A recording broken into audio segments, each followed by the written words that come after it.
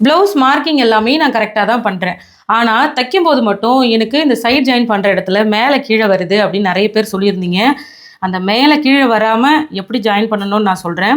இந்த 1/2 இன்ச் நம்ம தையலுக்கான அளவு விடுறது, இந்த 1 1/2 இன்ச் விடுறது, இந்த தையலுக்கான அளவுகள நம்ம கரெக்ட்டா மடிச்சு தச்சோம்னாலே நம்மளுக்கு அந்த சைட் ஜாயினிங்ல எந்த பிரச்சனையுமே வராது. ஏன்னா நம்ம மார்க்கிங் கரெக்ட்டா பண்றோம். அப்ப தைக்கும்போது நம்மளுக்கு அது கரெக்ட்டா தான் வரணும். சரிங்களா? நான் தைக்கிற எல்லா ப்ளவுஸ்லயுமே இந்த மிஸ்டேக் வருது அப்படின்னா, நீங்க இந்த மாதிரி பிராக்டிஸ் பண்ணி பாருங்க. இந்த கீழ வந்து நம்ம பேக் பார்ட்ல மடிச்சு தைக்கிறதுக்குன்னு ஒரு தையலுக்கான அளவு விட்டுருப்போம். அத மட்டும் தைக்காதீங்க. அதாவது பேக் பார்ட்ட மட்டும் நீங்க தைக்காதீங்க. மீதி எல்லாமே தச்சு எப்பவும் போல ஜாயின் பண்ணிக்கோங்க. இப்ப மேல இருந்து நம்ம 1 1/2 இன்ச் அளவுல தையல் போடுவோமா, அந்த தையலுக்கான அளவுகள கரெக்ட்டா இப்படி பிடிச்சுக்கோங்க. இந்த சைடு வரைக்கும் அத பிடிச்சிருக்கணும். இந்த இடம் ஃப்ரண்ட் பார்ட் முடியுது.